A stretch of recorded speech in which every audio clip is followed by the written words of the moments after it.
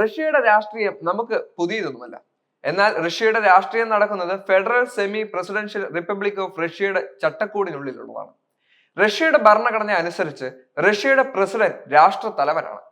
പാർലമെന്റിന്റെ അംഗീകാരത്തോടെ പ്രസിഡന്റ് നിയമിക്കുന്ന പ്രധാനമന്ത്രിയുടെ നേതൃത്വത്തിലുള്ള സർക്കാർ എക്സിക്യൂട്ടീവ് അധികാരം പ്രയോഗിക്കുന്ന ഒരു ബഹുകക്ഷി സംവിധാനത്തിന്റെ ഭാഗമായി ഇത് സ്ഥിതി ചെയ്യുകയും ചെയ്യുന്നുണ്ട്. റഷ്യൻ ഫെഡറേഷന്റെ ഫെഡറൽ അസംബ്ലിയുടെ 2 സഭകളിലാണ് നിയമനിർമ്മാണ അധികാരം നിക്ഷിപ്തമായിരിക്കുന്നത്. അതേസമയം പ്രസിഡന്റും സർക്കാരും നിയമപരമായി ബന്ധിപ്പിക്കുന്ന നിരവധി ഉപനിയമങ്ങളും അവർ പുറപ്പെടുവിക്കുകയും ചെയ്യുന്നുണ്ട്.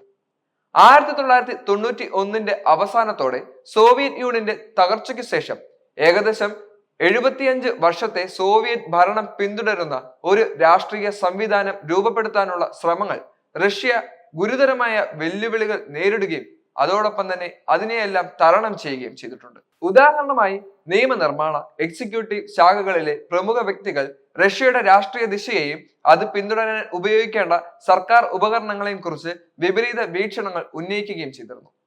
2000 പ്രസിഡന്റ് തെരഞ്ഞെടുപ്പ് മുതൽ റഷ്യൻ രാഷ്ട്രീയം പുടിനും അദ്ദേഹത്തിന്റെ യുണൈറ്റഡ് റഷ്യ പാർട്ടിയും പ്രധാനമന്ത്രി മിഖായിൽ മിഷിസ്റ്റിനും ആധിപത്യം പുലർത്തിക്കൊണ്ടിരിക്കുകയാണ്.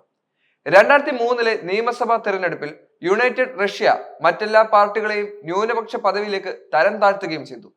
നിയമസഭയുടെ അധോസഭയായ സ്റ്റേറ്റ് ഡുമായിൽ സീറ്റുകൾ നിലനിർത്തുന്ന മറ്റു പാർട്ടികൾ റഷ്യൻ ഫെഡറേഷന്റെ communist party, liberal democratic party of Russia, A just Russia എന്നിവയാണ്.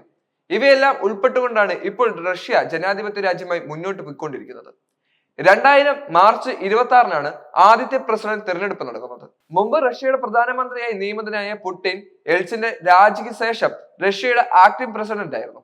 പൊതുവെ സ്വാതന്ത്ര്യവും നീതിയുക്തമായ തിരഞ്ഞെടുപ്പുകളിൽ ആദ്യ റൗണ്ടിൽ 53% വോട്ടുകൾ നേടി വിജയിക്കുകയും ചെയ്തു. 2004 മാർച്ചിലെ പ്രസിഡന്റ് തിരഞ്ഞെടുപ്പിൽ പുടിൻ 2ാം തവണയും ബുദ്ധിമുട്ടില്ലാതെ തന്നെ വിജയിക്കുകയും ചെയ്തു.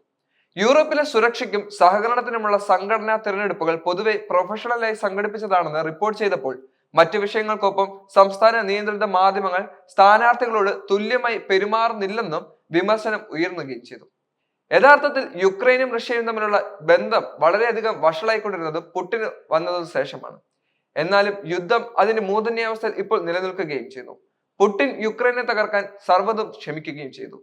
തെരഞ്ഞെടുപ്പിന് ശേഷം 2024 ഫെബ്രുവരി 24 പ്രധാനമന്ത്രി മിഖായേൽ കസ്യാനോവിയെയും അദ്ദേഹത്തിന്റെ മന്ത്രിസഭയെയും പുടിൻ പിരിച്ചുവിടുകയും ചെയ്തു.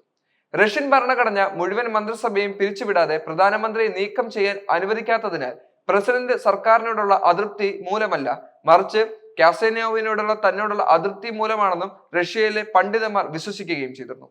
പിന്നീട് കസ്യാനോവ് പുടിന്റെ കടുത്ത വിമർശകനായി മാറുകയും ചെയ്തു. റഷ്യയുടെ പ്രദേശങ്ങൾ ഒരു പരിധിവരെ സ്വയംഭരണം ആസ്വദിക്കുന്നുണ്ടെങ്കിലും 2005 പ്രസിഡന്റ് നേരിട്ട് നിയമിച്ചാണ് പ്രാദേശിക ഗവർണർമാരുടെ തിരഞ്ഞെടുപ്പ് നടത്തിയത്. 2007 സെപ്റ്റംബറിൽ പ്രധാനമന്ത്രി മിഖായിൽ ഫ്രോഡ്കോവിന്റെ രാജി പുടിൻ സ്വീകരിക്കുകയും വിക്ടർ സുക്കോവിനെ പുതിയ പ്രധാനമന്ത്രിയെ നിയമിക്കുകയും ചെയ്തു. യുക്രൈൻ റഷ്യ ബന്ധം വളരെയധികം വഷളായിരിക്കുന്ന സാഹചര്യത്തിൽ യുക്രൈനെ നശിപ്പിക്കുന്നതിന് വേണ്ടി പുടിൻ തന്നെ കൊണ്ട് കഴിയുന്നത് എല്ലാം അവിടെ ചെയ്യുകയും ചെയ്തു. എന്താണെങ്കിലും ഇപ്പോൾ യുക്രൈൻ നശിച്ചുകൊണ്ടിരിക്കുകയാണെന്നും വ്യക്തമാണ്. അമേരിക്ക യുക്രൈനെ ഏറ്റെടുക്കുകയും ചെയ്തു. അതിനെല്ലാം പിന്നിൽ റഷ്യ എന്ന വലിയ രാജ്യത്തിന്റെയും പുടിൻ എന്ന സർവ്വബുദ്ധിമാന്റെയും കളികൾ ഉണ്ടായിരുന്നു. അതാണ് ഇപ്പോഴും റഷ്യയെ പിടിച്ചു നിർത്തുന്നത്.